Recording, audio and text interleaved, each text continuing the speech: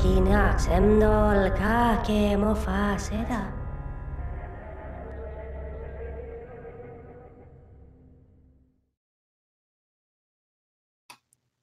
Welcome to Talking in Stations, a podcast about EVE Online. I am your host, Matterall. Today, we're going to look into the wars that are going on. Actually, it's a war that's going on with two fronts, and we're going to get you caught up on that. But we're also going to talk about CO2 and how they are going into a cycle, a down cycle. And so we've brought on other groups that have been through down cycles and made comebacks and are stronger than ever. And that is Brave and Test. So today on Talking in Stations, it's the Alliance Survival Edition. Before we start, let's meet the panel. How's it going, Artemis? Howdy, howdy. And Carneros? Good morning. Cool. And from CO2, we have with us again, very popular, Sebastian. A pleasure to be here, especially because it means it's Sunday. That's right. And from the Brave, we have Dunk Dinkle.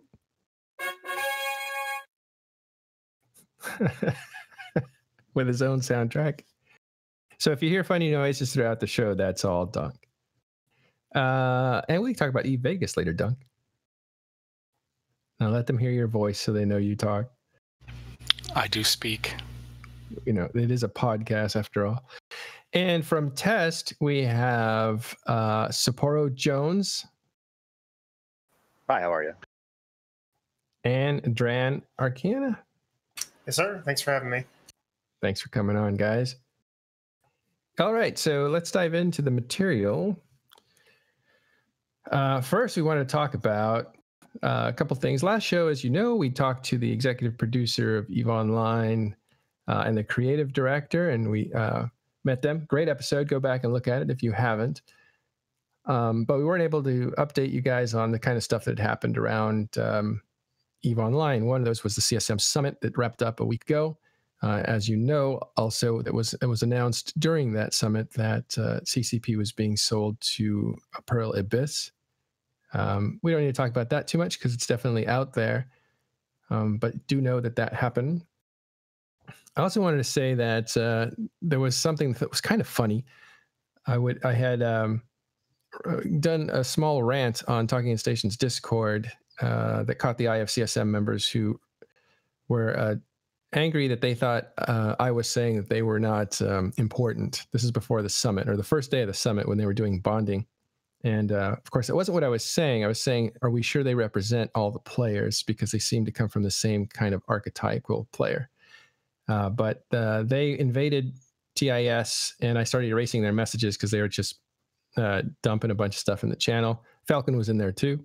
It was actually a lot of fun. We were laughing, or at least I was. And then because I was deleting stuff, Merkel Chen called in all of Imperium. So we had a ton of people dropping stuff after that. It was too hard to keep up. But the reason that happened was that we had hit our 1,000th member, and we'd been crawling to that for months. We finally hit 1,000 members, and it turned out to be Steve Renukin, who joined as a CSM. We're joining to criticize the place, which is totally fine. But then, as soon as the goons came, we jumped up to 1,200, and now we're at 1,500 members on Discord. But it's all been civilized, so we'll just leave it at that. And I thought that was a good way for the CSM to bond, but also a good way to increase server numbers, it looks like. All right. So that was TIS news. Yeah, there we hit 1,000. On the in-game news, let's talk about what's going on in the north, because, wow, this has been a lot of keep stars under attack. So, Carneros, as I understand it, you stayed up very late or woke up very early to make it on these fleets? Yeah, no, I alarm clock for it and got up there. It was fun. Apple Pear was the FC on one of the fleets. And so I flew around with him and did boosts and looked really pretty. And then I had a Titan in the Titan fleet too, just in case. Just for status, right? Well, they're fun. So They could be fun. Are you starting to get? Let me just ask this to all the guys in here. Are you guys starting to get the feeling that like owning a Titan is no longer cool? Like the cool kids already did that and are gone? Yeah, it's no longer special to have a Titan. It's not even special to have two anymore. I disagree. It It's is- cool to have a Titan. It's super uncool to have a super carrier. Yeah, Yeah. it's totally fun to have a Titan, even though you spend most of your time bridging people around and not shooting. Oh, I would prefer that. The faction Titans still have amazing cachet, though. Well, Yeah, I but think there is no mid-meta faction Titan. So what am I supposed to do? Fly another race? There's a half Isn't Minotaur the, yeah, one. the Vanquisher. No, come on, it The looks Mola. like an Erebus. It smells like an Erebus. It is an Erebus. You Yeah, meme it's- about it and protest until we get a proper one. this has got Galente written all over it. But yeah, it just seems like that's where it's at. Like if you have a faction Titan, now you're talking. But anyway, sorry to derail. Let's go back to what the news has to say. So for those who haven't been following it, earlier this morning, late last night, depending on your time zone, around 1200 to 1400 Eve time, there were 3 keep stars that came out of Reinforce in the north. They were all armor timers, and they were 7x TAC, as well as DO6, which was previously the main northern staging point in Fade, and 38V. So 38V and 7x TAC are both in Pure Blind. DO6 was in Fade. And after the DO6 Keep Star was reinforced, we also saw some restaging going on from the Northern forces. Interestingly, it looks like GOTT, or rather Dead Coalition, and NC Dot have split up. They restaged to separate locations. Dead Coalition going back to Declan, NC going to Tribute, which makes sense. They don't necessarily know where the Imperial Legacy is going to be going once they finish with these Keep Star battles. So go back to your home, set up there. At least that's my thoughts on the situation. Well, Carneros, what was it like? Well, there was a lot going on because we filled, I'm going to say, 2 Baltec fleets, 1 Ferox fleet, 1 Jackdaw fleet, a super carrier fleet, a Titan fleet, and sort of a mixed capitals fleet.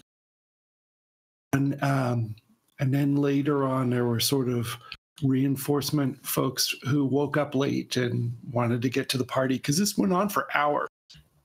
I'm going to say I started around 3 a.m. my time and finished around 7:30 a.m. my time altogether. By the time my last ship was back in and docked, and and breakfast in the meantime was ready, so I had to take a break. But it was methodical and with bursts of action in a moment. But when we first signed in the Baltec fleet, the very first thing they did was take advantage of the gap where you don't tether yet on a Fortizar and do a nice big fat carpet bomb of the Baltec fleet. And we all had to quickly press dock on all of our ships so that we could get inside the Fortizar before we ate a face full of bombs. So that was fun. And then Did it work?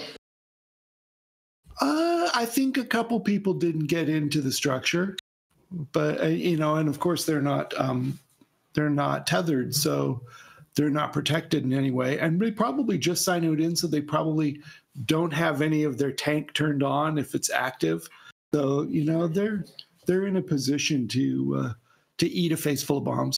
A few other times later, there were more waves of bombs that came, but at that point we were anchored up.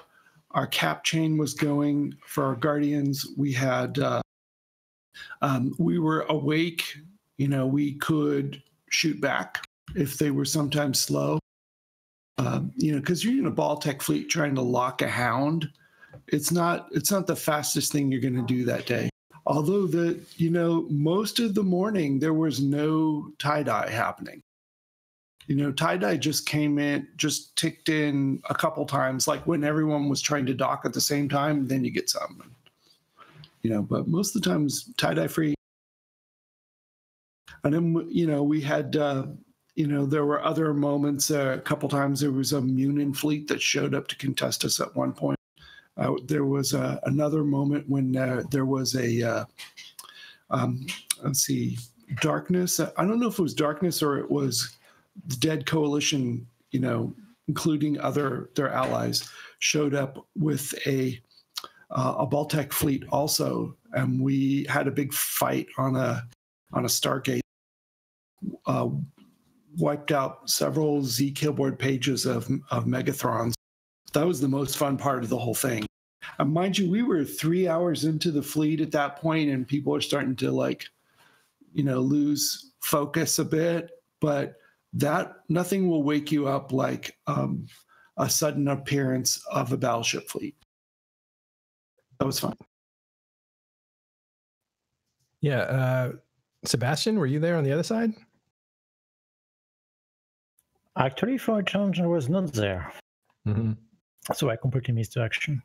Was it CO2 there, or were you guys waiting to defend somewhere else? Oh, no.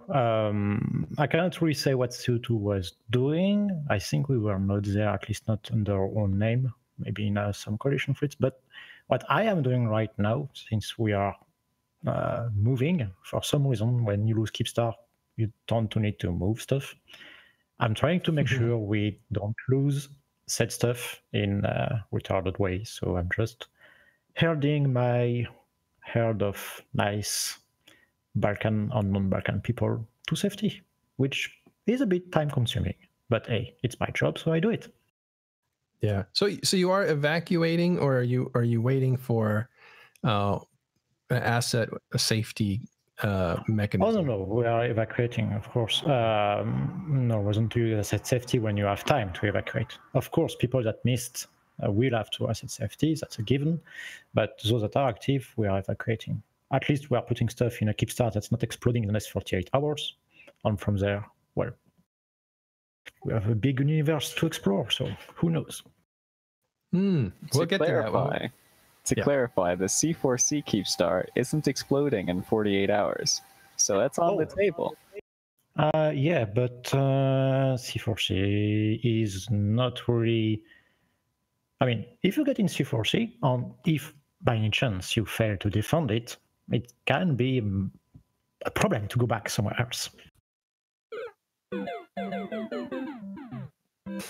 Thanks, Dunk.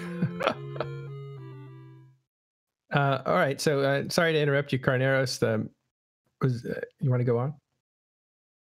Oh, it was a fun fleet. It was organized. There were a lot of moving parts, and they were all happening in layers at the same time. And the place runs like a machine sometimes. In some ways, it can be better. I hate to even say this, but in some days it can be better if the really large fleets are not in U.S. time zone, because you get less goofy discourse happening in the channels. For some reason, people in my time zone have a lot of freedom to say dumb things, and that can slow down the whole thing and cause confusion. In general, if you want to have 1,500 people in a fleet together, you want them to be as quiet as possible. That might be my old man side talking now. No, I can guarantee it's not just because you're an old man, because you are an old. That's a problem for the FCs especially. Too many channels, back channels, back channels. So Artemis, where were we in this adventure? Because it was like 4 or 5 Keepstars to go, right? Yeah, so in the north, specifically, there are 4 Keepstars. The first Keepstar to enter Hull was C4C, and it was actually reinforced a few days before this most recent batch. And that one comes out in a little over 3 days on September 19th at like 1900, if I recall correctly. And then these 3 most recent Keepstars, so the one in 7X, 38B, as well as DO6, they're spread out a bit. It's not as tightly knit as it was today, so I'm told. Apparently there's one in AUTZ, one in roughly Russian TZ, and then one in EUTZ, from what I hear. Carneros, can you confirm? That sounds right. DO6 3v8 7x, yeah, and then the C4C. Look at these graphics. It's like super. It's like I feel super like I'm professional. on CNN. I mean, or everyone needs to just applaud this. something. This is ESPN. serious.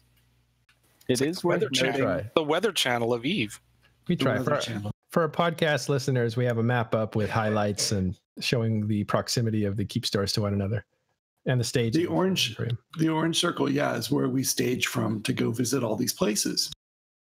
And a lot of it, your first step is to sino the big stuff to a middle place in between where you're operating so that they're in jump range of all of them, and let them cool down some of their jump fatigue, cap back up, and basically stabilize for a bit. And then,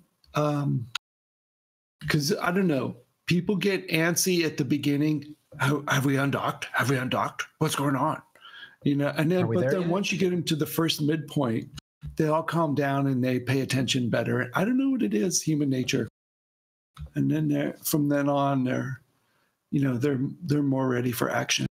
I think they're committed at that point, right? I mean, once you take the first mid, you can't just decide, oh well, all right, I'm gonna go to the bathroom, go get some coffee. It's like, if you're not there paying attention, you might miss the next jump, or you might get jumped by the enemy. Like you just sort of have to take it seriously at that point. That's a good point. Some of the dumbest questions are really just people coming back from bio breaks. Yes.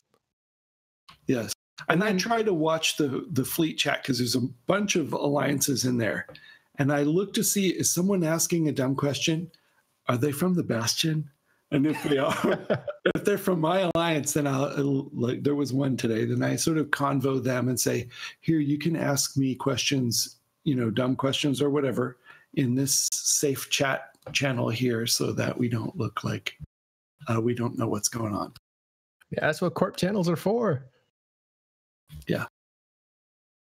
I'm convinced that the most elite groups even still have all those dumb questions. They just are trained well enough to ask it amongst themselves instead of in the middle of fleet chat. That's true. I never talk in NC. Why? Because I'm asking all the dumb questions to my corporation. Yeah, I don't know if you heard the recording of that Titan donk last night, but it's absolutely not just because people go to a bio break. Sometimes people are just dumb. No, I didn't. Could you specify what Titan dunk? I'd rather not. Just there's a video on YouTube. We fragged a Titan that tried to jump in and save her work. Well, it was good times. Good times. The Fraternity Avatar? Yes, that is the one. The one with no bridge that jumped in with no support. It was good times. It's like a gift from the gods. All right, so that was what do we got, Artemis? 4 keep stars in one sitting, huh? And one destroyed and 3 go into final timers? No, so it was 3 keep stars in one sitting. C4C comes out first. It's going into its hull timer, coming out of its hull timer rather, in about 3 days. And then the other 3, which were all reinforced earlier this morning, are also in their hull timers. They're coming out a little bit later. Can we officially call this war the Keep Star War now? Because it hasn't had a name up till now. And that's something that we should bring up. We'll bring it up early. This war, where the Imperium clearly has the momentum, has not named the war, is not insisting on the name for the war. You don't see that anywhere, and you don't see that on the other side either. However, World War B was like insisting that name be used. Well, that's because people said that it shouldn't be used. It's like the best way to find the answer on the internet is to give the wrong one. So don't look back. It takes away from the now. Let's name now and just call it the Keep Star War.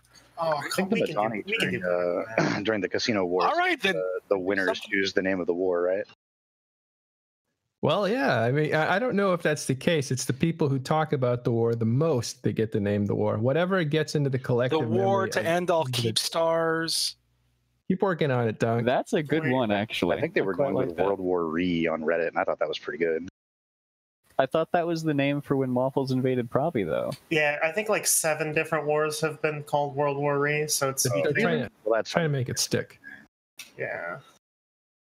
All right. Well, in the middle of all this, though, we have. I'm sorry, Artemis. Is that what you wanted to cover there? Or do we need to know that what's about going wraps on it next up. week? It's worth noting for those who care that the new staging locations for NC and for GOTG effectively mean that it's going to be difficult for them to defend the C4C Keepstar. Both of them require more mids than I think they'd be comfortable with.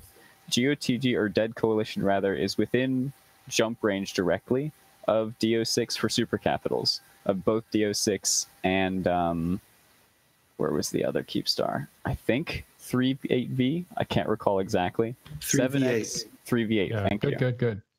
But 7X TAC is out of range direct jump for both NC and Dead Coalition. In fact, NC isn't within direct jump range of any of the Keepstars. They would have to mid probably this X47 if they were going to try to defend them. So it's going to be interesting to see what happens if a defense is mounted. As we saw with DW TAC, sometimes that just doesn't happen. So we'll find out. All right, it's going to be a busy week for you, Carneros. It'll be fun. It'll be fun. All right. In the middle of all this, we have CO2 and interesting stories going on with CO2. Sebastian, can you tell us about that? Well, I can tell you very little about it because being a teacher, I started work again at the start of this month, so I missed nearly everything. What I can only tell you is that I can tell you what I know, and then you can say if I'm wrong or not. Well, but go ahead. Let's see. Go ahead. I like correcting people when they're wrong. Yeah. Okay. Good. Because I make mistakes. From what I understand, so, and this has been explained, I believe, by Aerith on the Meta Show or something in detail, and that was that GigX was banned again, and then you guys start to collapse after that. And that's like their point of view from what happened. But actually, prior to that, you guys were kind of holding up using Sino jammers to keep the wave of super capitals at bay. And that seems to have broken down. I wonder if those two things are related in any way. You cannot really say they're unrelated, but I would say we are holding, but probably by half a finger, because maintaining this, basically, if you want to maintain a Sino jammer in one system, you have to maintain them in an entire constellation, because when an IUB comes out of reinforce, nodes spawn everywhere, you really want all of them to be under Sino jammers, right? So once we start losing one system in a constellation, okay, that can still work. Once you start losing two, that becomes difficult. And then you can lose a third one, and then you can, there is a snowball effect going on there as far as the mechanics are concerned in the game.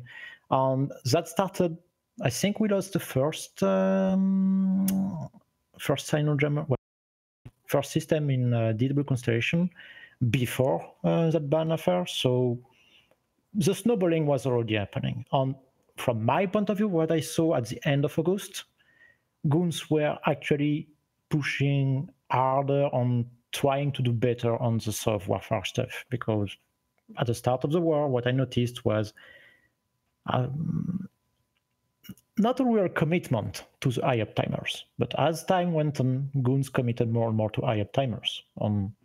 They took one constellation first, and then they started pushing really hard at all these timers.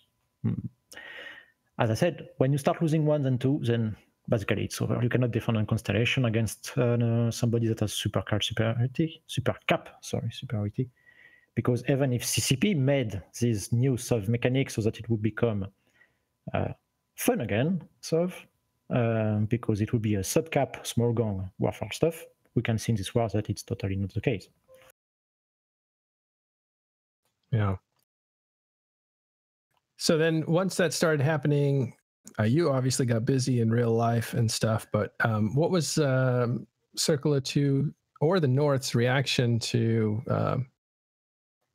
Imperium starting to make some progress after kind of being stalled out for a while? Hard to say. It really depends who you would ask. Some were saying like took them long enough, because let's face it, the Imperium is quite a big juggernaut when they really want to. So others were disappointed because there was a hope, not a big hope, but a hope, I would say still, that at some point, maybe not making progress were on guns enough, Imperium, whatever you want to call yourselves, so that they would pack up and leave. Well, they would probably have left their SIGs anyway, because that's where content is.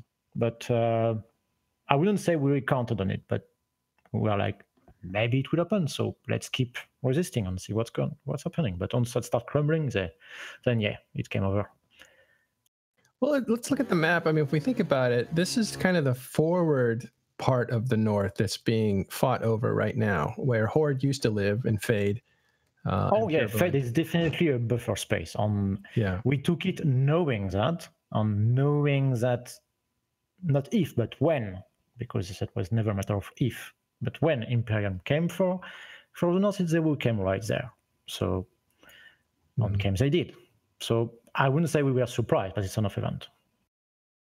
Right, and this is not like it wouldn't be fair to say that this is like territory that was stable and uncontested. This has been volatile for a while, and everybody knew that would be it. When Fountain got sold to the Imperium, everybody knew Pure Blind and Fade in these areas would be the ones feeling the pressure. If not the entire pressure of the super capital group, they would at least feel the pressure of the special interest groups, the SIGs that were up there messing around and destroying things and structures and stuff like that. Definitely. But so everybody seems to have kind of retreated back to the space that they are more willing to protect, where more of their infrastructure is. Like, for instance, Guardians of the Galaxy or the Dead Coalition is retreating back to Decline, where they have their stuff. NC seems to be going back to Tribute. No, where do we live? Yeah, Tribute. I get Tribute and Geminite mixed up all the time. So where's CO2 going to go? What are you guys going to do? That's still a secret. Mm-hmm. The line members will know in the next week. Probably shorter than this, but I'm still keeping the surprise. Oh, cool. Will there be like a State of the Alliance given out to members? Actually, we did a question and answer session yesterday because, these times like this are good times to actually answer questions of people because they have lots of them. So we explained to them what we could explain to them. That means we didn't tell them everything, but we told them that, for example, we are still on friendly terms with the coalition we are in currently. So we are not resetting anyone. We are relocating somewhere we can try again and rebuild ourselves. And they will know that in the next few days. And for now, of course, get their stuff out of the soon-to-be exploding Keepstars and in another Keepstar. Cool. So you guys gave them an update, answer questions, address concerns. It's funny, I think Sort Dragon of Guardians of the Galaxy or Dead Coalition did the same thing yesterday. These were not joint question and answer stuff, right? Like, you guys are not working together in this kind of thing. Oh, totally not. Yeah. Actually, I don't think I have told to Sort in a few days. Not only the time zone are not always coinciding, but I think he's very busy himself managing his own coalition. So you both did parallel question and answer periods to talk to you guys. Okay. And what's the relationship now between CO2 and Guardians? And was it ever, what was it like and what's it like now? We are blue, we are still blue. And I should say nothing more on this topic. No, I'm joking. Of course, we full stop. We fought a war together for 3 months, something like that. Yeah, I think so. Yeah, of course, we had relationships. We talked to each other. We coordinated, and I won't say we are best of friends because I didn't really know them before. They didn't really know us before. So could we put that down as the understatement of the year? Yeah, you can. You definitely can. And but yeah, we managed to actually work together without too much temper tantrums from any side. I said without too much, not without any. Yeah. And I plead guilty to that myself. Yeah, and you're an FC, not necessarily a diplomat or all that, so we'll keep all that into account. But one last question. Not necessarily diplomat. I hear Da Vinci having a heart attack right now. Yeah, totally. That's what I'm thinking too. It's like, oh, better move on quick before Da Vinci writes me. Who is the diplomat for CO2? But my last question is, and this is just a fact or not, is Sword Dragon, has he actually locked out your guys from structures, or is that just bad information? No, it is bad information. I mean, I was doing a midpoint sign yesterday on a GOTG structure. So. Okay. Wait a second. Wait a second. We'll clear that. R-Eve is never wrong. So that you must be mistaken, because R-Eve said this was true. Right. No, of course not.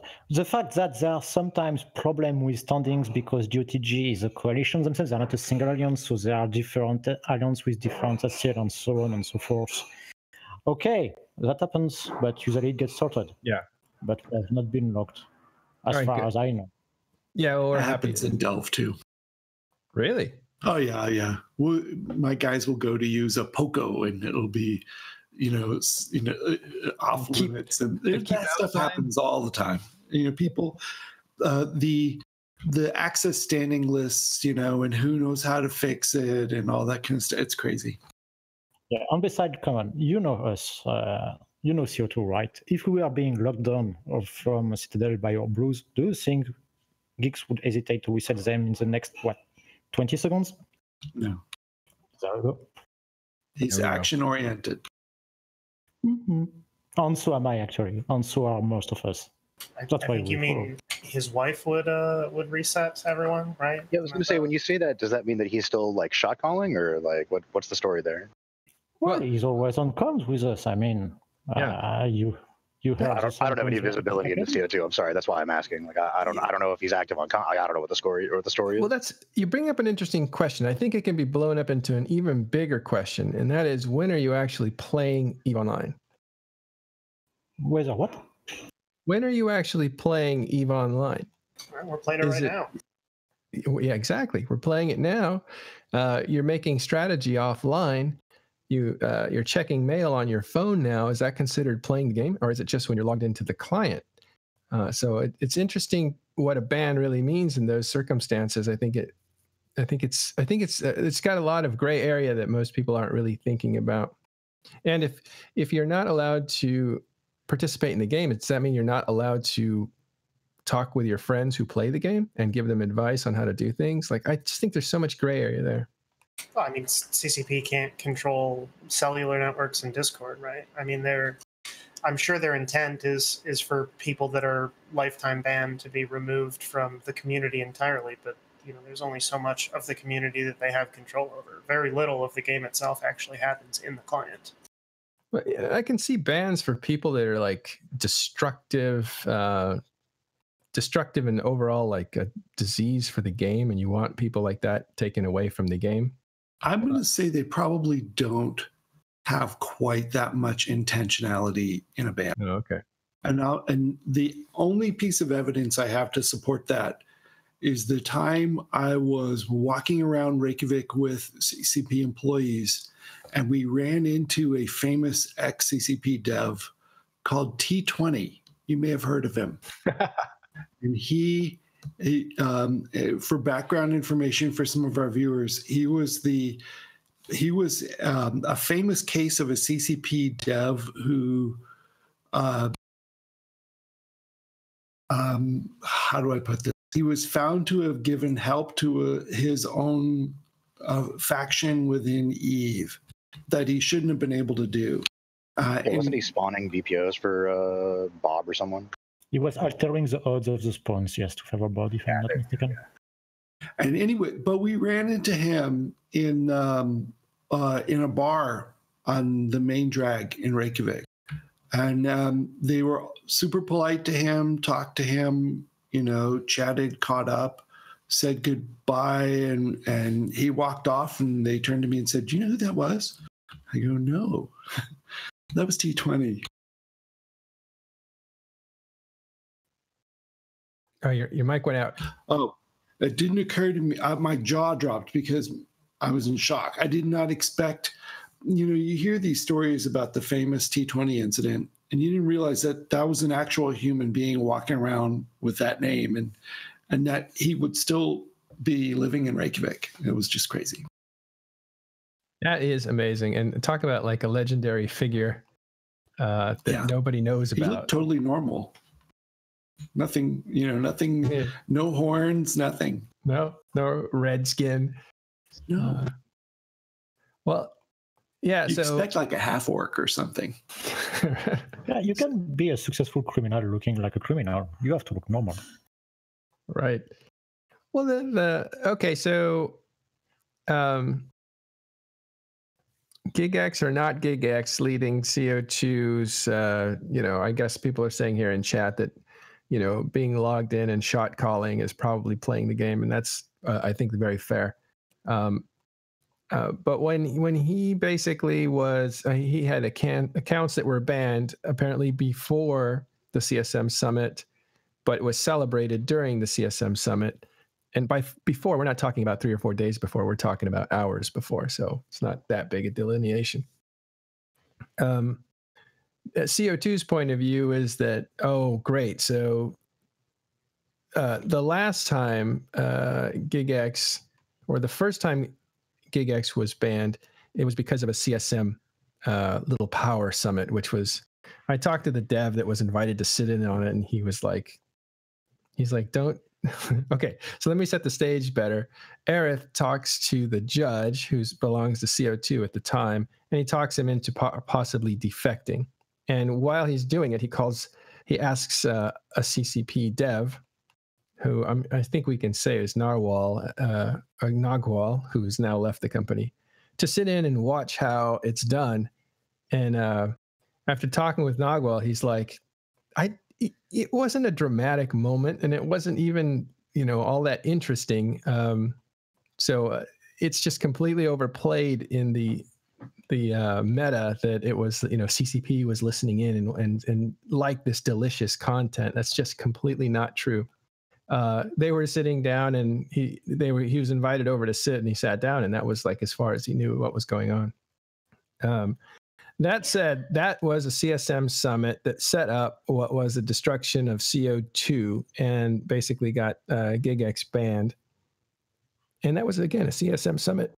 So here, the very next year, you have GigX getting rebanned, it looks like, or accounts associated with him during a CSM summit. So from CO2's point of view, is that pretty fishy? Well, there should be nothing fishy about it. He was banned from the game. Well, let's let Sebastian answer that question from CO2's point of view. It was not even his first ban in that CSM summit you referenced. He had been banned before that, even for what, actually? I don't even remember for what. So it was a lifetime ban, actually, but he had been banned once for, I can't even remember what, for the life of me. I was still young in the variant. But anyway, I cannot say what CO2 thinks as an official position, because I don't think we have one on that topic. So I will just say what I personally think, and that my own words. So don't take them for anything else. I have known Geeks for years. I have had fun with him. I have been angry with him. And if I'm still playing the game, it's because I can be with him, at least on TeamSpeak and on Discord, and we can talk about things and try to plan for things to happen in this game. And if we cannot do that anymore, I don't see the point for me in playing. So whether CCP has a right to do whatever they want with the game and with the players, that's their right. So if they want to do that, okay. And I have a right to walk away from the game if I think they make the game not fun for me anymore, and that's it. Is it fishy that it happens before or after or during a CSM? Frankly, I don't know. I don't care. Do whatever you want. If actually there is some nefarious Illuminati plot behind all that, okay, cool. That's the way you will play the game. If there is not, okay, cool. whatever. But I think the takeaway there is that you play this game because you.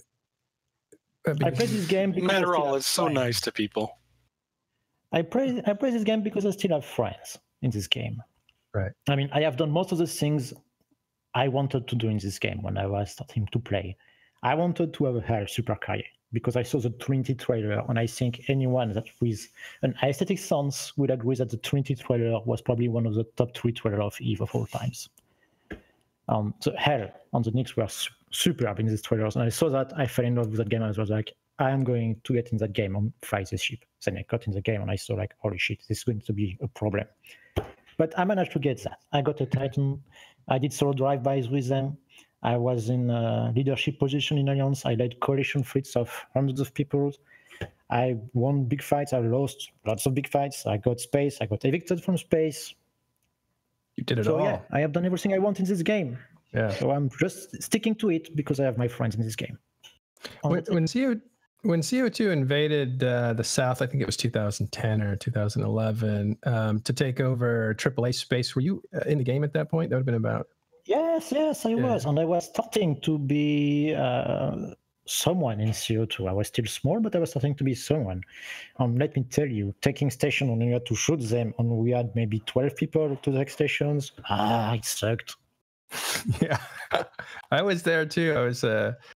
I was in a smaller group called Dead Terrorists at the time, but I was flying with CO2 a lot. Small group. You had half the space around there. We had the other half. You were not small. I mean, we were together in AZN. Yeah. Well, it was more, we were not nullsec ready at the time, but I remember flying with CO2 and their FCs were really good. But yeah, so that goes back like 7-8 years now. Mm-hmm. Oh yeah, we have been across the entire map, I think, getting space and losing space. So, well, talking to GigX myself, he walked me through like CO2 history at one point, and he's really been in all the major fights, all the major conflicts. CO2's been in and around those conflicts. I think we didn't really lose on any big war since we started. Yeah, I cannot see one we missed. Yeah. How about when you got kicked out of Tribute? Well, that was a war, and we were in it. I think it meant missed, like as in not being a part of it. Oh, missed. Yeah. Okay, gotcha. I didn't say we never lost a war, because we lost 1 or 2, maybe 3, maybe more. I was very confused for a second. No, they're not undefeated. They've just been in the conflicts. And it's funny because from GigX's point of view, when I talked to him, that was more important than winning. It was getting involved in the conflict. And that just follows his personality of like fight all fights kind of thing. Definitely. He always thrived on I think his favorite times each time is when everything has burned down and it's starting to grow back up again from small things. I mean, I think the smallest we started from was when we went back to Vinar. We went to Droneland at some point, and then we went back to Vinar. And we started from, I think we had 350 people left in the Alliance. And we were in PF TAC, and we are fighting against a Greek Alliance that was more or less the same size. And it was basically 2 small Alliances trying to fight for a few systems on there. And I think that was one of the times we had the most fun. Did you say a Greek alliance? Yeah, Hellas, a Greek alliance. Huh. You might know the guy Matrixopoulos from PL. He was their leader at the time. But again, that's long ago. We hear a lot about USTZ alliances or Euro alliances or Russian alliances. I don't think I've ever heard Greek alliance in a sentence before. That's pretty interesting. That's true. I don't want to dance. I don't want to dance around this homage to CO2 and how wonderful they are. No. This leads into the next. We have to talk about GigX. We will talk about GigX, but in a second. 5-year-old history. Okay. Yeah, we will, but in a second. This is GigX, by the way. But what I want to say is we're getting to, and we're not just CO2's been around. They've done a lot of things. I think they deserve some credit. A lot of people said when they were part of the Imperium, but that's not the news. The news is no, but that's what this is a discussion. This isn't about the news. Everybody knows, man. We don't have to go back 5 years. No, but if you're having a hard time flattering somebody, that's not actually what's happening here. There's we're no actually reason analyzing. You guys are totally you're totally like no, we're not. We're giving space. Doing alternative history here about GigX, savior of EVE Online, the only PvPer in EVE. He's not the only PvPer. Metal never said. Nobody ever said that. What the fuck are you Dunk has an opinion. He wants to get it out. I'm going to let him get it out in a second. I've already suppressed it long enough. But what I want to say is this is what the topic is going to be: is losing in EVE and actually recovering and coming back from that. And that's why we have Test here. That's why we have Brave here. We're going to talk about the situation that CO2 is in and what it is like to get out. And CO2 has been through this cycle before as well. So, Dunk, let's go ahead and talk about your feelings towards CO2 and whatever else you want to talk about. Well, the CO2 people were allies of ours when the whole thing with the judge happened. We helped Corps get their Titans and Supers out in that unfortunate situation, even though we were at war. I have no problem with the CO2 people at all. I wish them well. But the issue with GigX being banned and then coming back and playing clearly and not being immediately banned again for clearly evading the ban in the TOS is wrong. And it took CCP too long to do that. Now, if you ban an RMTer or a botter or a hacker or any other violation of terms of service, people get outraged if those people come back. It's thread after thread about you got to nail these people down. And GigX was clearly playing and evading the ban. And for anyone to defend that and say it's anything other than indecision and inability of CCP to execute their terms of service is just, it's wrong. And you can't threaten people in this game. You can do a lot of things in this game. You can scam them, you can betray them all the time. Yeah, I was going to say... Not with chopping off their hands. They didn't say that. A lot of people threaten a lot worse. The deal is you cannot threaten people and have it broadcasted publicly. That is the problem. Right. I think we can all agree at FanFest with the Wizard's hat.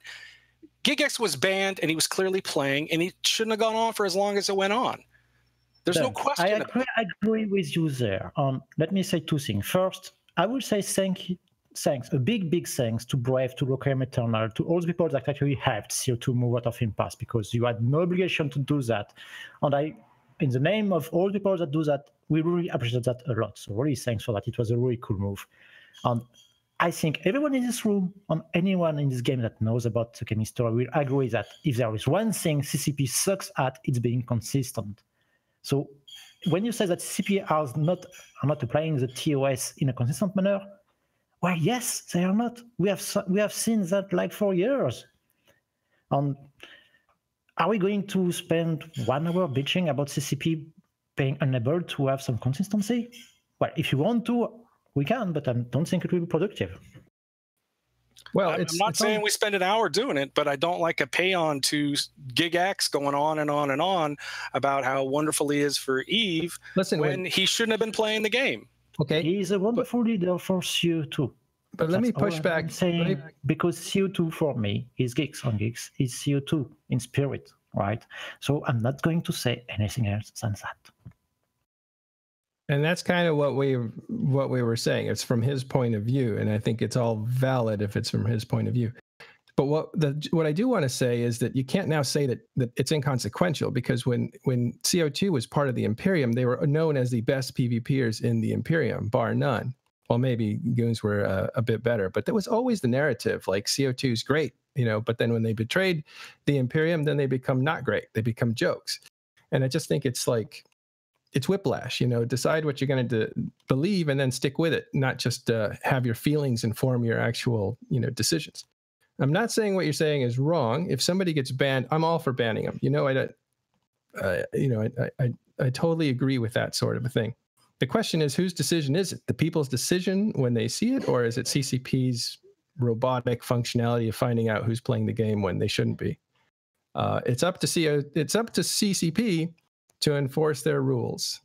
I think until they do, we can assume that it's either not GigX playing or it's not GigX actually playing the game. And that's why I said there's so much gray area here, Dunk, because what is playing? I don't think it's gray at all. I don't think it's gray at all. He's not supposed to be logged in and leading fleets, and he was logged in leading fleets. Like, there's no question what was going on. There's no gray area. Apparently, there must have been a gray area, because why CCP didn't ban him if he was actually logged in and playing before? Apparently, from what you say, it was obvious for everyone. So I guess CCP doesn't recruit from the lower percentile of population, people with brains lower than a dog. So it should have been obvious for them. So if it was true, why didn't they do anything about it? So I mean, not again, to this is belabor the something point, that we but won't be wasn't it able true? to Like, answer. are you telling us that it wasn't true, that he wasn't doing that? I'm not saying anything, because I it's see. not for me to comment on that. If you want Kicks to say anything about that, ask him. If you want CCP to say anything about that, ask them. They won't, because he's a police. We'll see if we can get him on the show, and then we can ask him point blank. Were you playing? Were you playing? Was that your wife, or was that a relative? Were you playing at your friend's house? How did you get around the ban if you were playing? So we'll actually ask him to be on. But I want to move on, if it's okay, to a related topic, and that is how you can basically, get really low, basically, with your alliance, and then make some kind of a comeback. And we haven't brought the test guys in well enough, so we're going to start with them. Then we'll go to Brave. But can you tell us the story of when, the history of test and how you guys were strong at one point, and then you actually almost broke apart? I'll let you take that one, Seppo. That was more your time than mine. Yeah, it's a pretty long story. I'll TLDR it. We were pretty big and strong, and we were particularly numerous, that we didn't have a lot of really strong FCs in our military. We picked a war with goons that we obviously didn't win, and we lost our home and spent our home being Fountain, for those that don't know. We spent the next 2 years or so just kind of wandering around Empire and trying to find our way and figure out what to do and make do with as little as we had, with no money and no active players and nobody wanting to do anything. And then we joined the Hero Coalition with Brave and Of Sound Mind and the others. Yeah, I was gonna come in and save you there, and then I was like, wait, who else was there? The others. Yeah. Anyways, we were in Hero for a good while. Brave were good allies, and the others. And after a while, you just kind of spend a lot of time getting farmed by bigger entities, and people stop logging in and participating as heavily. You can't just beat the drum and be like, all right, guys, stuff's important, get in, because you're just going to get farmed again, and nobody wants to do that stuff. So we were pulling like 20 dudes for strat ops, and that's not good enough to do anything. So we left, and we went to Wicked Creek, and pretty much from day one, it was nothing but trouble. And it really, when you're standing on your own, it really motivated dudes to come together and work under the common banner and do more. And we picked up some good talent, and Billy strapped us to his back like a refrigerator on moving day and carried us to glory. And now we're the greatest comeback story in EVE. Can I quickly get a second opinion? Hey Dunk, what's the fun per hour on getting farmed? Legit You really need a second opinion on what it's like to be farmed by PL on a regular basis? Brave, like, that is their thing. They love it. Doubt button, that's content. Actually fun. Yeah, okay. I want to ask, Dunk, seriously, is it fun? Can you have fun getting farmed? There's two things that happen when you're kind of under assault by a superior force. One is they bring a fight, you form, you try and fight it back, and you have some sort of chance in it. And then there's being farmed where your systems are being reinforced by supers and you have no counter at all to it, and that's not fun. So it's not, to Matterall's point, it is a gray area about being farmed, but there are times when having fights is good, but when you have no counter or no chance to fight back, it's not fun. I would argue in the first time around in Hero when PL came to farm us, Brave was actually having a lot of fun with their 400-man E-War fleets and just making stuff really unfun for PL. Unfortunately, as fun as that is, you don't really win fights that way, and things had to change, and it became slightly less fun, in my opinion. And I just wanted to talk about Test, and when they left, it was a really brave thing they did. They were kind of I remember Herdur talking about he'd come to this realization that they had to change the way they operated because their system of recruiting and everything wasn't working, and they decided to change their narrative and their way and go off to Wicked Creek and do something different. And look at what they've been able to grow since then. It was a really tough time for them, and they made a conscious decision to change the way they operated, change the way they did things, and it's just amazing to see how much they've grown since then. I mean, Alliance High Command in Wicked Creek was putting in like easily 80-hour work weeks just on Test alone and reshaping things and reorganizing things. I mean, obviously, Dran and I did all the work, and Dur really didn't do anything. But yeah, I mean, that guy's fat and his stream sucks, and we don't really talk about him anymore. Yeah, exactly. Yeah. Yeah, he's busy in chat. He's not here, so we get to claim all the credit. Yeah, exactly. He's there in the chat channel now, like yeah, but he doesn't have a voice today. But can you tell me, like, that's not him. He doesn't exist. Oh, okay. Yeah, I was wondering the Test environment, the culture, did it change from the beginning to where you're at now? Our culture has more or less evolved with overall EVE culture. As people cycle in and out, things change. Test used to be an overtly edgy and toxic place back in our Fountain Era days. And it's decidedly less that nowadays. It's more friendly. I'm not going to say wholesome, but it's more friendly and team-oriented. Yeah. All right. So in the Hero Coalition with you was Brave. So Dunk, can you tell us like what it was like to go through, I don't know, cycles of life? It was stomach churning and frustrating and tier farming. It was very tough to watch things you cared about get blown up and destroyed and not having a way to fight back.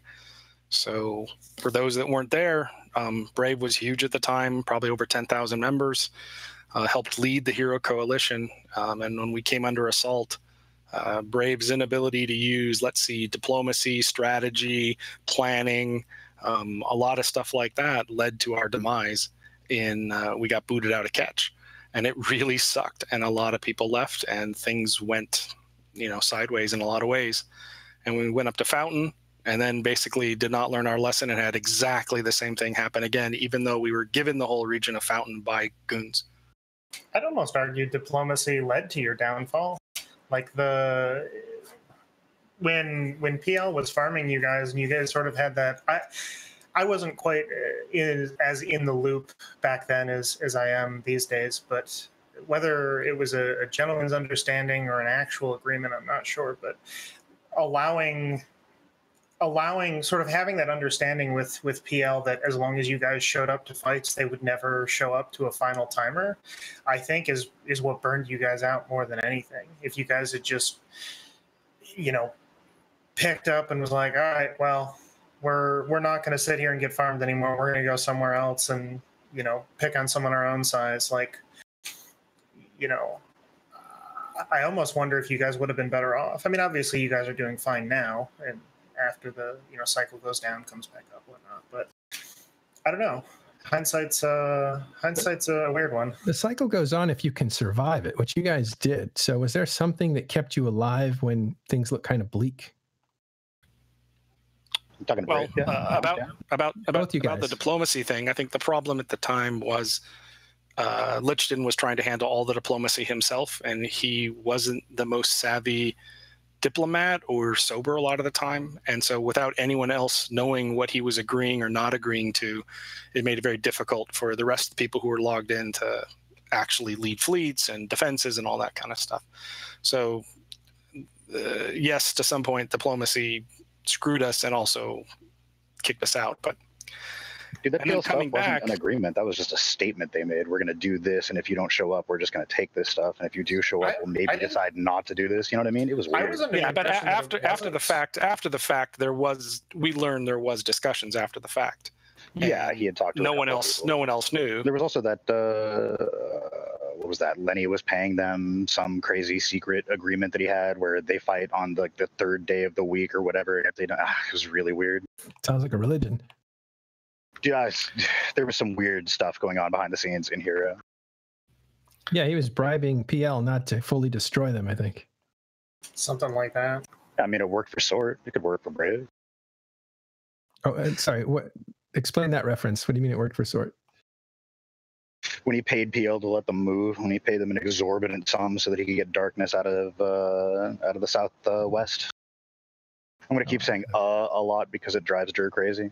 And the stream sucks. It's fine. We have editors. Okay, so back to the as far as coming back, ahead. Yeah, go ahead. I think that everybody has their own story to tell. Brave was in a bad place, getting kicked out of Fountain. We're booted into low sec, and around us is Karma Fleet, Pandemic Horde, all these other new starter alliances. I think Brand New Bros was up and running by then, and so we had to have some way to differentiate ourselves from everybody else. Here we were with this sad sack alliance that had just failed for everyone, and why would anyone want to join us? And so, what we've had to lean on for the most part is we're about helping people start, and our culture is a little bit different. We're just not as edgelordy as a lot of the other groups. And over time, and then using diplomacy and strategy and trying to make friends instead of an orange donut around us, that's the way we've come back, is just slowly trying to make progress. And it's not always been completely forward, but it's not easy. It's not easy to grow a group and maintain an internal culture and cohesiveness.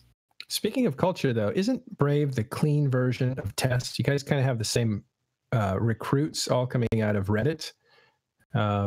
I think that's a little bit of an old thinking. I don't think really Reddit's the big recruiting thing anymore. Well, that's what I mean. Back in the beginning, though, that was what you were siphoning from, right? Because people heard about Asakai, they came over to Test, said, I don't like it here, and you guys kind of came up as an alternative to Test, didn't you? Something like that? Well, Brave got a really huge boost of just a few weeks into creation when CCP did like a marketing piece on Brave. And we started gaining a lot of people, and it became kind of the first large group that let people write in and didn't require you had to have a certain number of skill points. At the time, if you wanted into Goons, you had to have a something awful account. If you wanted into Reddit, you had to have or wanted to dread it, you needed a Reddit account that was more than 3 months old, blah, blah, blah.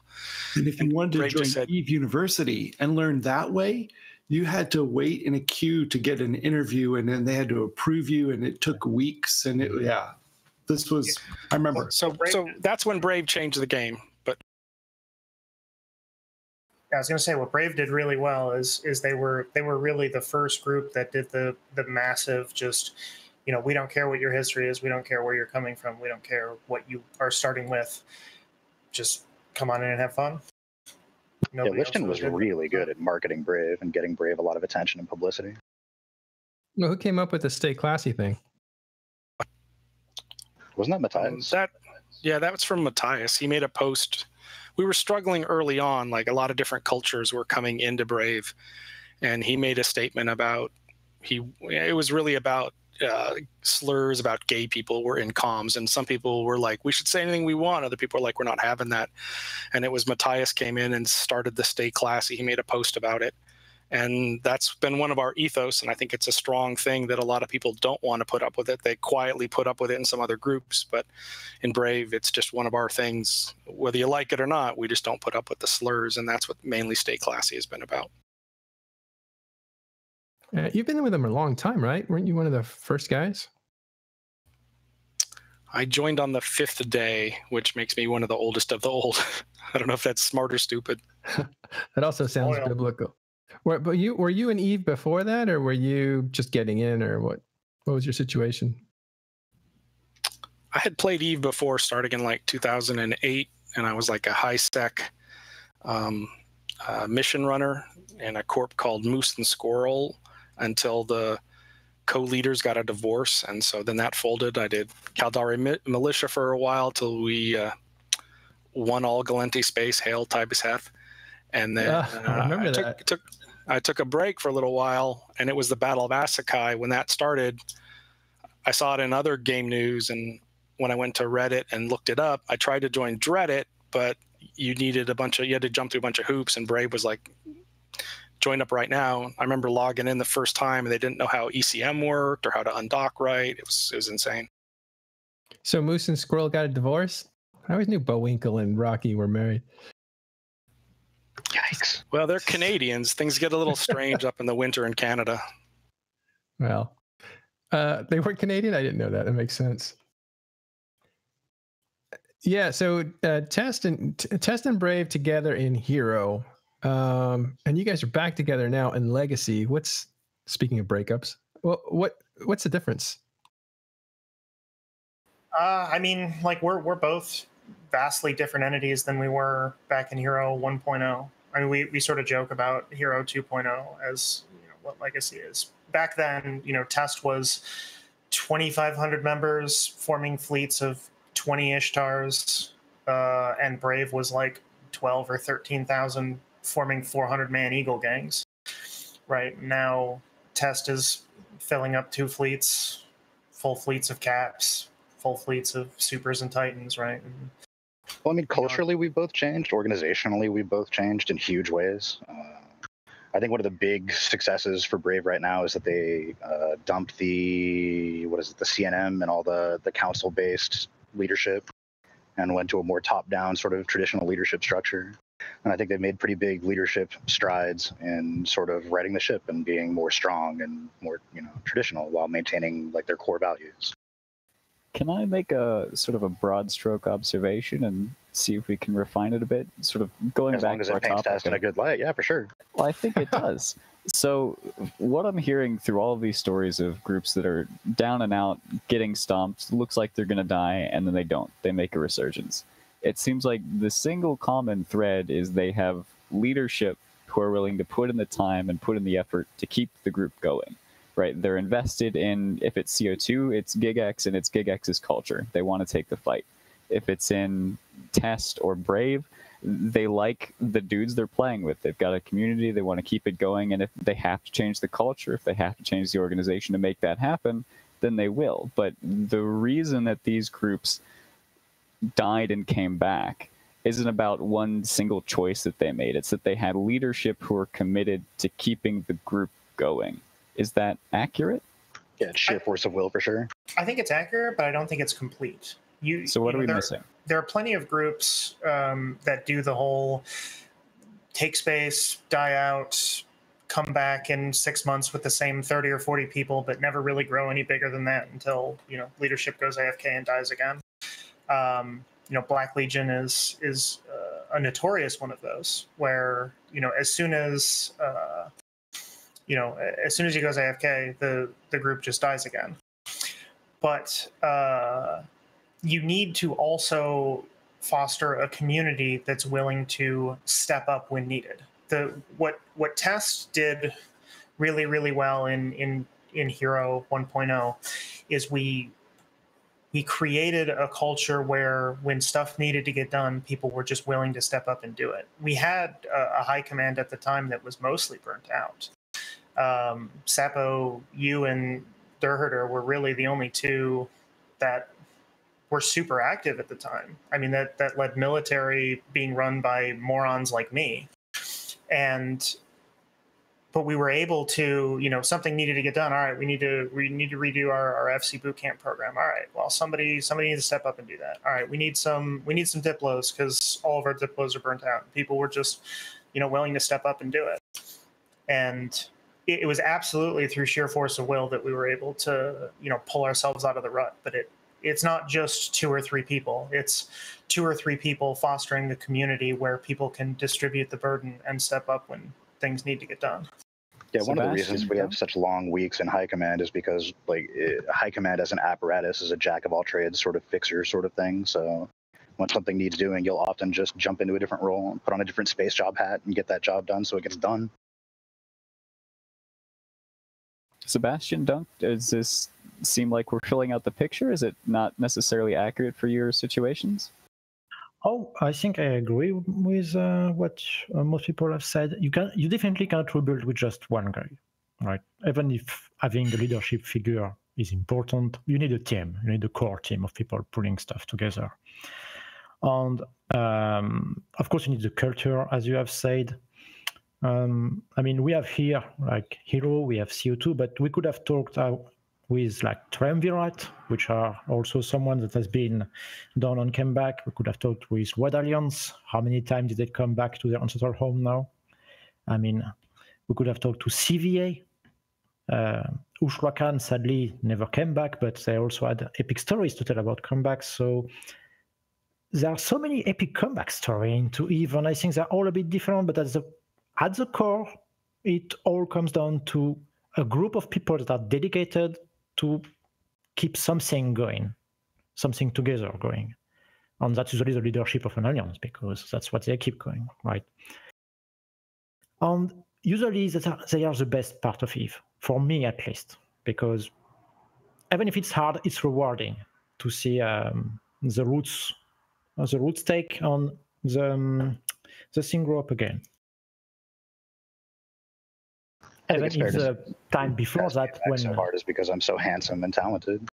Even if, as Dunk said, the part before that is usually not fun. Like when you're getting farmed, yeah, definitely not fun. All right, Dunk, you were going to weigh in? No, I think, it's leadership, it's hard work, it's having a group of people that'll do things together. But I also think it's about having an ethos of some sort, whether it applies to it's only your group or whatever. But if you're, hey, we always PvP, we always take the fight, and that's your ethos, you can rally around that thing. And every group that's successful has something they rally around, even if it takes a while. I mean, I remember when the Casino War B, whatever you want to call it, was going on, and the Mittani was talking about forging the Goon Hammer and how everyone was going to pay, and the Goon Hammer was being forged. At the time, I was watching that and going, I don't know if that's going to happen. Well, look at today, and God damn it, they forged the goddamn Goon Hammer, and they've been working 2 years to form what they are doing today. That is taking an idea and having an organization follow an ethos of what they're going to do. And I think any group that has some sort of thing that they talk about and they can align against is very helpful, not just hard work. Yeah, I like that you touched on ethos. In hindsight, listening to your story of how you got into Brave, my story getting into Test is more or less exactly the same. I started high-sec mission running. I went into high-sec market trading to make money, eventually stopped undocking because it was too scary and there was no reason to, because you make so much more money doing other stuff. And it was just like, well, all right, I want to try out nullsec, like, where can I go? And I looked at my real life friend at the time was an ex-goon, and for whatever reason he didn't want to go back there. And we looked around the universe for like places to go, and we were both active Redditors. And we said, okay, so Test or Brave. And we were worried at the time that if we applied to Test, we weren't going to get in because we were, high-sec mission runners, basically. Like, we didn't really do anything. Somehow, to people that weren't active in nullsec, Test still had the reputation of being the elite Reddit group. In reality, we were forming 20-man Ishtar gangs, and Brave was forming 400-man Eagle fleets. Right? I mean, there was no competition whatsoever. We weren't elite. We weren't good. We weren't big. We weren't strong. We were essentially being carried by the coalition at the time. But we still had that reputation of, the big elite Reddit group that was a desirable place to join. And, what we are today is a desirable place to join. But what we were back then, I mean, it's hard to argue that we were. To somebody who hadn't, put any time into the community to make us, to have that emotional investment with the group or with the people, right? We were nobodies. But we still had that reputation, and I think that led to a lot of the good recruitment of good new pilots that we had back then. And then a couple months after I joined was the whole This Is Eve trailer, and that got a ton of new pilots, a bunch of people in Reddit. A lot of the really new people would go to Brave, but we got a steady trickle of good new pilots in from that, and I think that was rather largely based on our reputation of old that wasn't really true anymore. But that ethos, I think it's the same way with, with CO2's recent resurgence, right? GigX comes back and, says we're getting the band back together, and it was just a rallying cry for all of the old corps and old members that love that cult of personality. Whether you or I like it, there are a lot of people that do like him, and like Sebastian was saying, he's the reason that people play, and that's not something to be understated in the importance of an actual successful resurgence. You need to have that reputation to get the new blood in. Otherwise, it doesn't really matter how active you are or how willing you are to do it. If you can't recruit people to get in, you're never going to make that resurgence succeed. One thing that crosses my mind is if you're a line member in one of these alliances and your group is currently going down or going through a struggle, or you're not sure if you're surviving, or you've just lost a war and your people leaving, there's a certain feeling you get, and you're not sure what you need to do. And if you're in charge of a corporation, you don't know if you should take them somewhere else, or if you should hold a vote or have a meeting or talk to them, or what you should do. And you get nervous on your first time. But if you're going down for the second time and you've already had a big comeback before and you know what the cycles are like, the second time is not as scary. It feels different than the first time.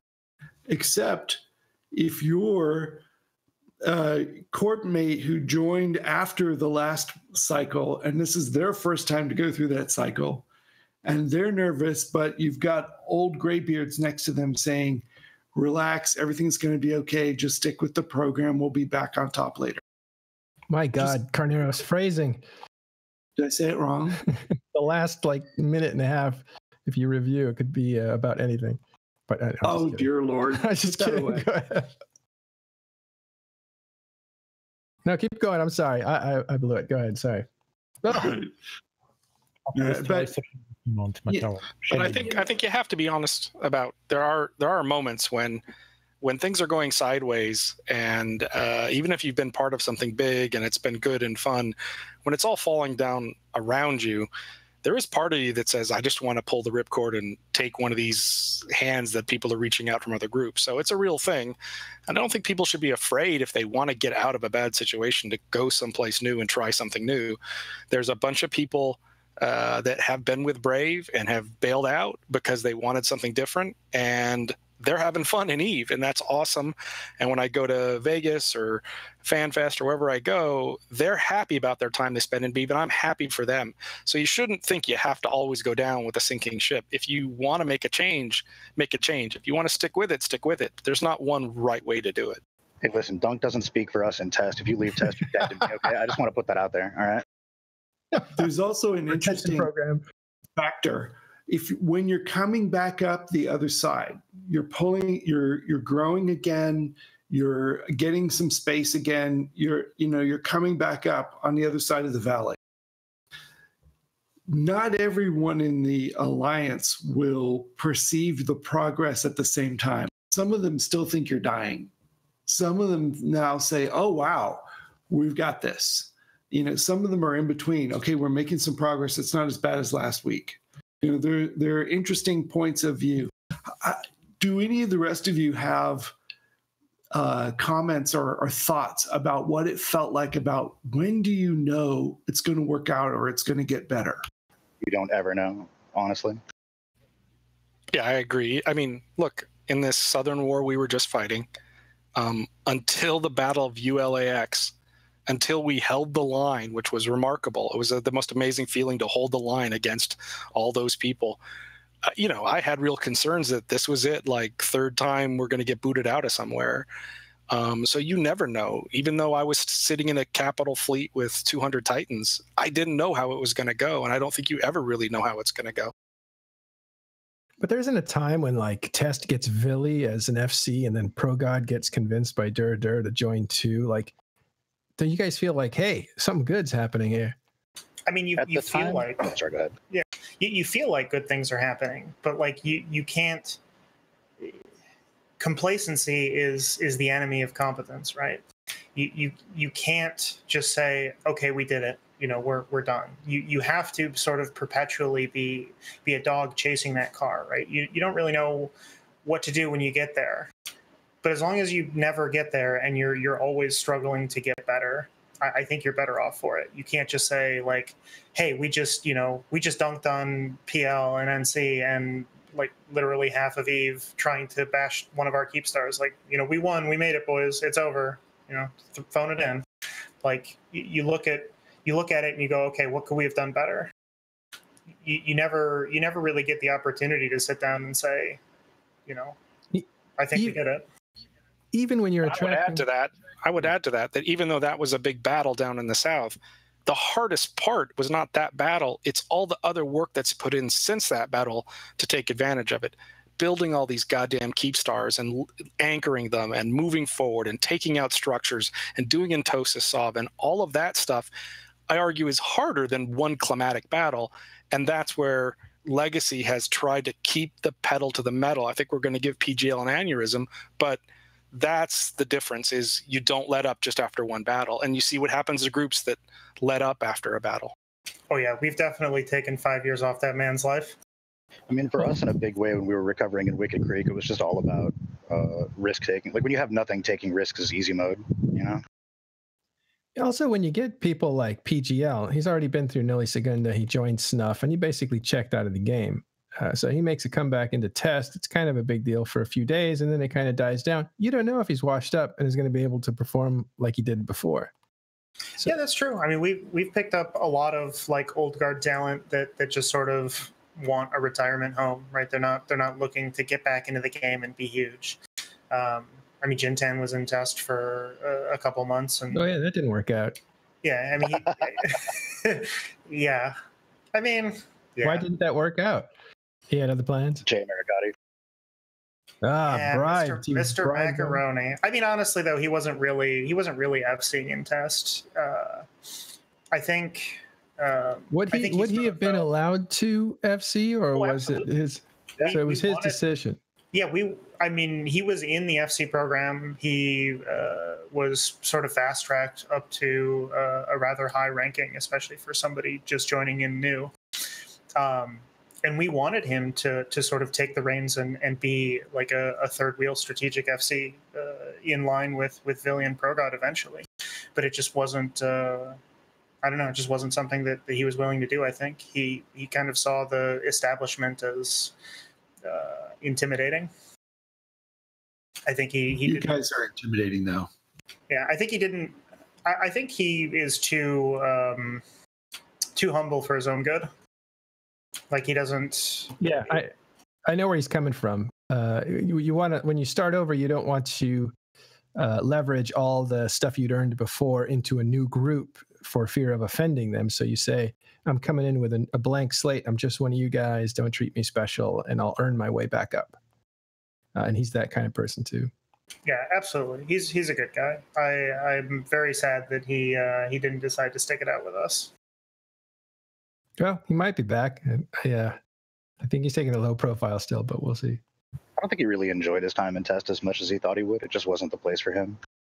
Yeah, and then he tried his own coalition, which macaronied, which was kind of fun. He never told me that he was that guy, and I'm still upset about that. I mean, you know why he didn't. I all know why he didn't. I know why he didn't. Wait. Less pronouns. Who are you talking about?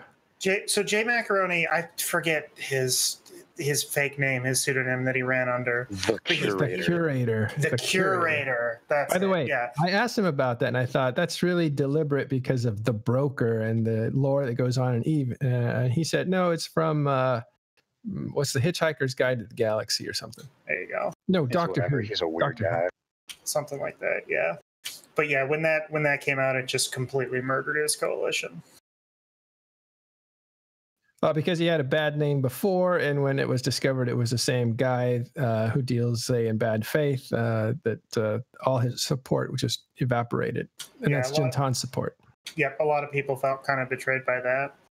I mean, to be fair, in leadership, when you're staffing a leadership team, sometimes you take risks because these people bring something to the table that your organization needs. Like Aerith doesn't believe in the value of Subarus, but he brings good value to the leadership team and goons, right?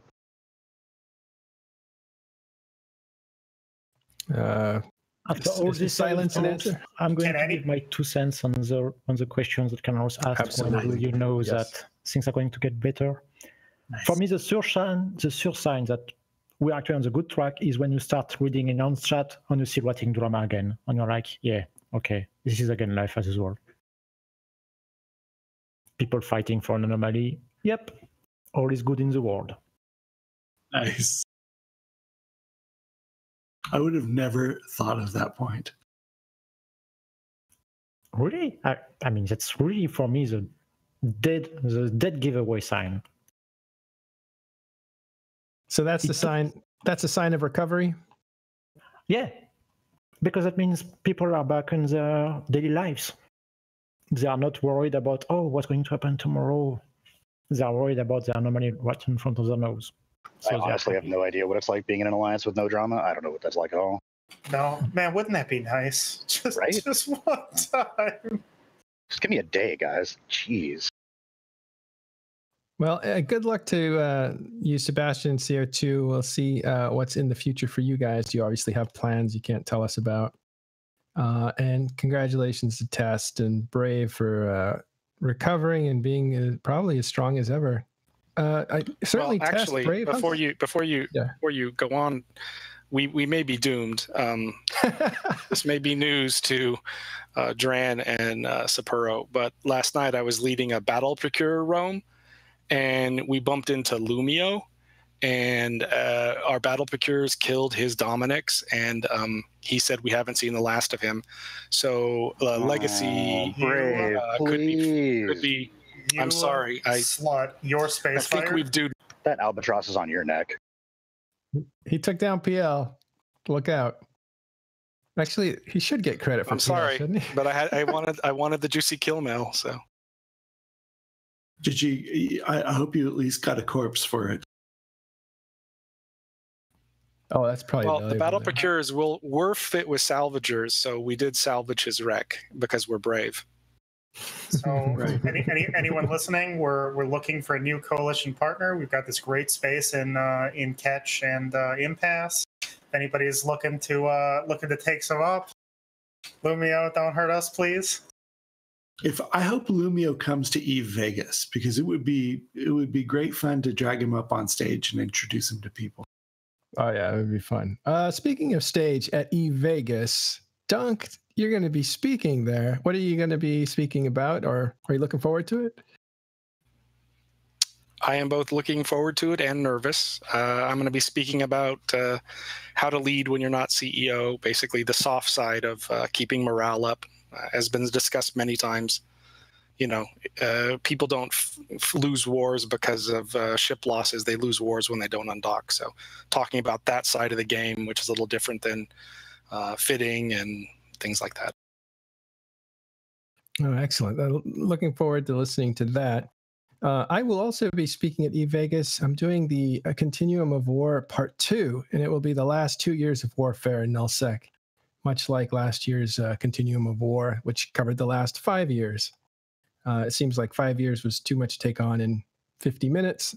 So this time, 2 years should be, hopefully, there'll be enough time to cover 2 years. Also, there's some good friends on there that are going to be speaking. So it looks like a pretty good stream, I think, if you're into watching CCP stream for eVegas. It's not just the parties, there is a conference there at the bottom of it all. And Carneros, you'll be there? Yep, I'm excited, and but I'm excited just to go see everybody and have a cocktail and have fun. Yeah. Apparently not many of my corporation will be there. Dice, I don't know, letting us down, but certainly Lady Scarlet will be there, and I'll be there.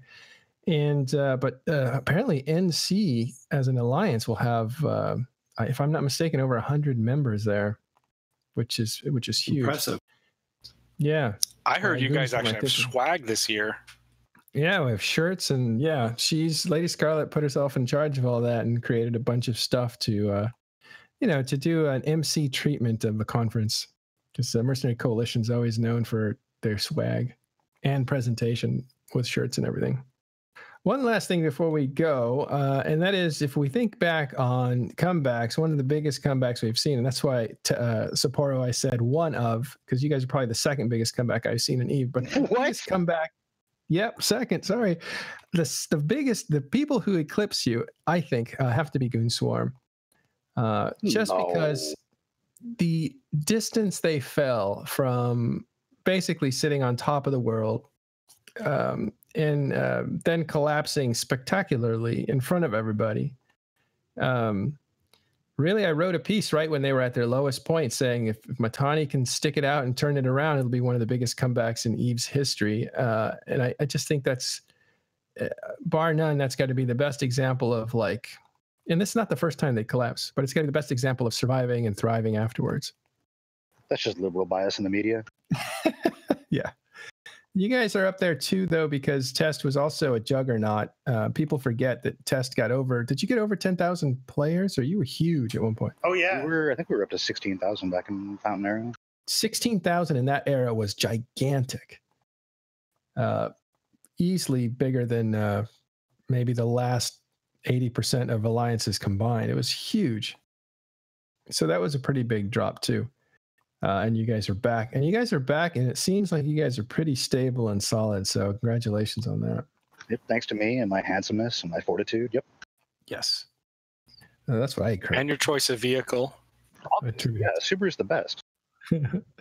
Okay. I want to say thank you to Sapporo and to Dran for showing up. Dur also couldn't make it, but thank you guys all for getting back to me. Don't forget to check out Dur's stream at multidollarmediaempire.com, twitch.tv/Durherder. And Dunk, always good to have you on. And so Carneros and Sebastian. Sebastian is a guest. He's just on so much now that we consider him a host. It's really good to have you, Sebastian. Thanks for coming on. Pleasure as always. And of course, Carneros and Artemis, thank you for helping me host the show. That is all we're going to have time for this week. We will see you next week on Talking in Stations.